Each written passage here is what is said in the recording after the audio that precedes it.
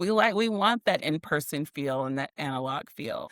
So why did these petitioners show up that way even more? So Pinterest didn't just chase Gen Z by trying to look younger, keeping that influencer culture that we always talk about, influencer culture, and they didn't rebrand. And that's another big thing too. I think that's another Yeah. episode, but I think people this consistent need to rebrand, because chasing trends, we just slash it all. We can talk about that on another episode.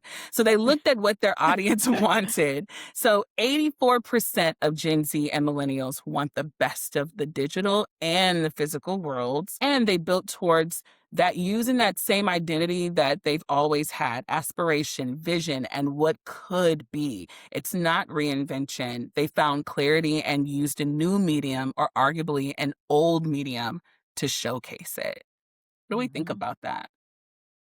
I mean, I just love it. And I love it because I think it goes back to a brand really listening to what its people are craving. And I think right now, in like this pivotal moment with like the expansion of AI and us seeing kind of what does, seeing what it could be, questioning what will happen, all of this stuff, I think people are even more so craving this space to just be with people. And you could say, argue too, it's just like all the chaos that's happening in the world, right? There's this sense of like people are wanting more community. And I think Mhm. that Pinterest was hearing that because they've built this community and, are like, all right, let's get off this platform and let's meet somewhere else. And I think that's beautiful. Yeah, I think it's really Yeah. beautiful. In a world where everyone and everything is drowning in AI and everyone's Yeah. racing to the top of this mountain, we think of that is AI, that's constantly moving the goalpost about what's current, what's fresh, what's new. You better know this app, you better know this agent, you better learn how to build this. They took all of that noise, quieted it down, and then they read their room, not the industry's room. And I think Mhm. Mm, that is mm, the most important piece of this all. If you didn't catch yep. anything that we talked about this entire episode, which, we talked about a lot, but that is the thing. Read your room. Know your room. Yeah. Do you have a Yeah. room? And then read Do it. you have Love a that. room? Read your Yeah. room. And Yep. I think what's really interesting about this Pinterest thing is none of us were there.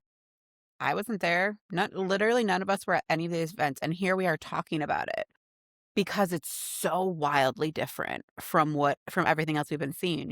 You have an experience and it has been plastered with content all over the internet. You either know it's coming Yeah, up or you're looking at all the content talking about like, oh man, I wish I was there. None of us were there and we haven't seen any content from it because it doesn't exist.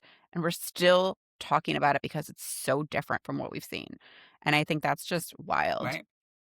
But I also think so Pinterest, basically, they're not asking how do we stay relevant to the next generation? They're asking what does being Pinterest, this community, like I already said, this community they've already built, what does that honestly look like right now?